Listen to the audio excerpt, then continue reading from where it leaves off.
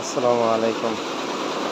আহ, টানা 2 দিন বিরতির পর পুনরায় বাগানে আসা হইল। বৃষ্টির জন্য বাগানের পরিচর্যার বেশ ঘাটতি দেখা দিয়েছে। এই মুহূর্তে বৈশাখ তো শেষের দিকে, লাউ গাছটা মাচা দেওয়া হচ্ছে। লাউ গাছটা নতুন করে বেড শেডটা তৈরি করা হচ্ছে। মরিচ গাছগুলো পরিচর্যার অভাবে হোক মূলাগুলো বড় হচ্ছে। ধনিয়া পাতা,